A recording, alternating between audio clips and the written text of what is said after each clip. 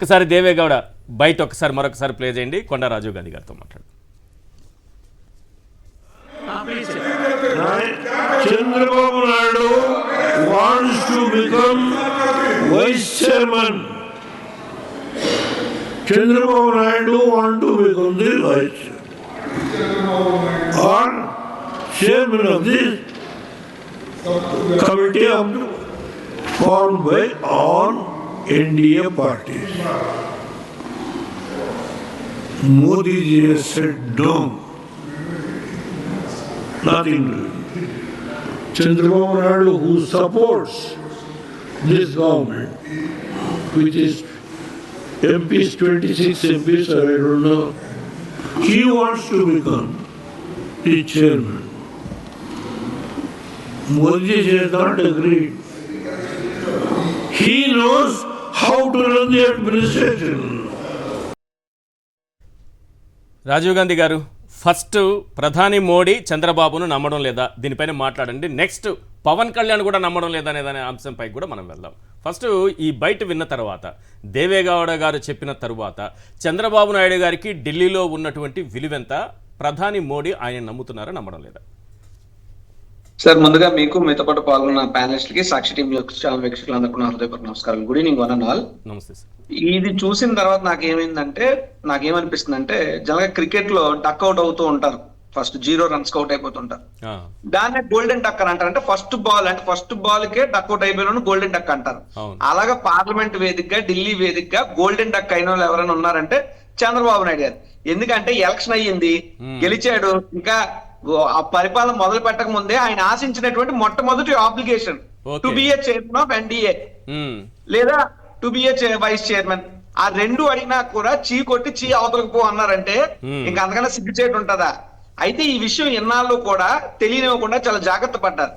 ఈ సోకాల్డ్ పచ్చ మీడియా అంతా జగన్మోహన్ రెడ్డి గారు ఢిల్లీ వెళ్ళి మోడీ గారితో ఏం మాట్లాడారు, లేదా అమిత్ షా గారితో ఏం మాట్లాడారు అని చెప్పి కుర్చీల కింద, బెడ్రూముల కింద, బాత్రూముల కింద కెమెరాలు ఎట్టి చూపినట్టు చెప్తూ ఉండే కుహానా మేధావులు లేదంటే సోకాల్డ్ పచ్చ మీడియా ఈ యొక్క మాటను ఎందుకు చెప్పలేదు?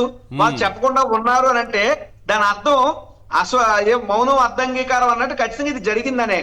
రెండోది, ఏదైతే దేవేగౌడ గారు చెప్పారో ఖచ్చితంగా చంద్రబాబు నాయుడు గారు పరువు పోయింది.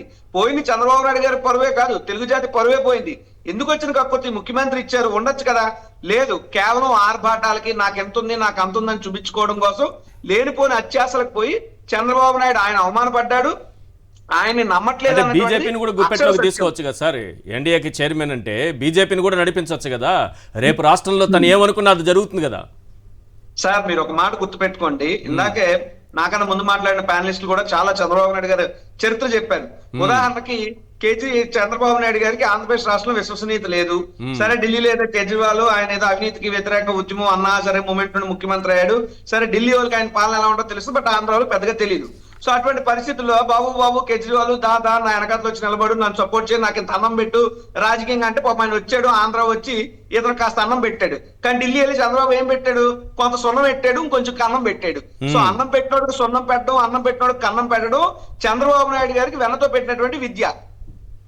చంద్రబాబు నాయుడు గారు రాజకీయ చరిత్ర చూస్తే 1997లో మొట్టమొదటిసారి ముఖ్యమంత్రి అయిన తర్వాత, ఆ తర్వాత ఎన్డీఏతో కలవడం కానీ, మళ్ళీ ఎన్డీఏతో కలవడం వల్ల నేను ఓడిపోయానని 2004లో కానీ, 2004 ఎన్నికల ముందు టీఆర్ఎస్ తో చిచ్చి అని, 2009 ఎన్నికల్లో అదే టీఆర్ఎస్ తో కౌగులించుకుని ఏ కాంగ్రెస్ పార్టీకి వ్యతిరేకంగా పుట్టిందో ఆ కాంగ్రెస్ పార్టీతో కలిసి Congress, TRS, CPI, CPM, BJP, Janasena, భారతదేశంలో ఆల్మోస్ట్ అన్ని రాజకీయ పార్టీ ఎక్సెప్ట్ వైసీపీ పార్టీతో తప్పితే అన్ని పార్టీలతో కలిసి విడిపోయినటువంటి అతి గొప్ప నీచ రాజకీయ చరిత్ర చంద్రబాబు నాయుడు గారిది. ఇది ఒక రకంగా మా బోటలో నీచ రాజకీయ చరిత్ర అంటున్నారు కానీ ప్రస్తుత రాజకీయాల్లో ఇదో టాలెంట్ గా వాళ్ళు అభిరోధించుకుంటున్నారు.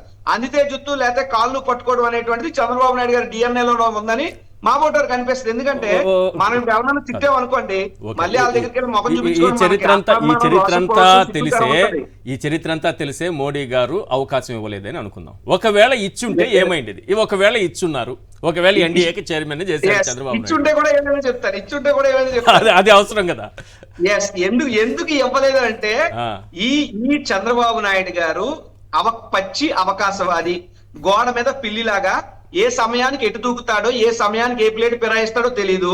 ఇతను 16 మంది ఎంపీలతో ఏదో కేంద్రానికి సహకారం ఉంది కదా, దానికి కృతజ్ఞతగానో దానికి రిటర్న్ గిఫ్ట్ గానో ఎన్డీఏ చైర్మన్ ఏదో ఈయనకి ఇచ్చుండుంటే మిగతా మంది ఎంపీలు అందరినీ కూడా బయటికి లాగేసి అవసరమైతే కాంగ్రెస్ తో కూడా కలిసిపోతాడు. ఈ యొక్క బీజేపీ గవర్నమెంట్ పడగొట్టి కాంగ్రెస్ గవర్నమెంట్ చేసేయడానికి కూడా చంద్రబాబు నాయుడు అంత పచ్చి అవకాశం అది. కాబట్టి చంద్రబాబు నాయుడు నమ్మే పరిస్థితిలో లేరు. కాంగ్రెస్ తో కూడా ఆయన టచ్ లో ఉన్నారనేది ఒకటి వినిపిస్తుంది కదా. ఆయన చెప్తేనే కొన్ని రాష్ట్రాల్లో పార్టీ అధ్యక్షుల్ని అధ్యక్షురాలని కూడా నియమిస్తున్నారనే ఒక టాక్ ఉంది. 100% సార్. అందులో ఇప్పుడు మీ బోటోలు కంటే చెప్పడానికి మొహమాటం కానీ మా బోటోలకి ఏముంటది, పక్క రాష్ట్రంలో ఉన్నటువంటి ఆ పార్టీ అధ్యక్షుల్ని వాళ్ళ అపోజిషన్ లో ఉన్నప్పుడు ఈయన కదా నియమించుకున్నది. అంతెందుకు కర్ణాటకకు సంబంధించినటువంటి ఉప ముఖ్యమంత్రి వెళ్ళి ఎయిర్పోర్ట్ లో కలాల్సినటువంటి అవసరం చంద్రబాబు నాయుడు. ఎస్, మరి నీకున్నంత అవసరం ఏంటి? నువ్వు ఎన్డీఏలో ఉన్నావు కదా, నీ కాంగ్రెస్ పార్టీ ఉప ముఖ్యమంత్రితో కర్ణాటక చెందిన డీకే శివకుమార్ తో నీకు సంబంధం ఏంటి? సో ఖచ్చితంగా అటుపక్క ఎన్డీఏతోనేమో కుడి చేత్తో ఉంటాడు, కాంగ్రెస్ పార్టీతోనేమో ఎడం చేత్తో ఉంటాడు. మధ్యలో మాత్రం పెద్ద బిల్డప్ బాబులాగా ఈ యొక్క మీడియా పైకి బాగా దూస్తూ ఉంటది. కాబట్టి ఎట్టి పరిస్థితుల్లోని చంద్రబాబు నాయుడిని ఎన్డీఏ కూటమి కాదు. ఇంకో విషయం మీకు చెప్పాలి సార్, ఇక్కడ చరిత్ర ఇదంతాని నాకు తెలిసి 1999 నుంచి 2004 మధ్యలో అప్పుడు ఏదైతే మోడీ గారి మీద అమిత్ షా గారి మీద కేసులు రావటం కానీ, ఆ గోత్ర అల్లర్లు కానీ ఇటువంటి ఇన్సిడెంట్లు జరిగిన సందర్భాల్లో ఆ తర్వాత ఇప్పుడు గణేష్ ఉత్సవ్ కమిటీ హైదరాబాద్ లో మోడీ గారిను అమిత్ షా గారిని ఇన్వైట్ చేయడానికి పిలుద్దామనే ప్రయత్నం చేస్తే హైదరాబాద్ వస్తే మోడీని అరెస్ట్ చేస్తా అన్నాడు.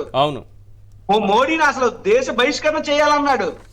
మొన్న కూర్చునేమో మోడీ గారు సార్ మీ కాల్ మొక్తా బాంచన్ మీరే నాకు అది నాలుగా తాటి మాట మీరు దగ్గర నుండి చూసారు వైజాగ్ లో.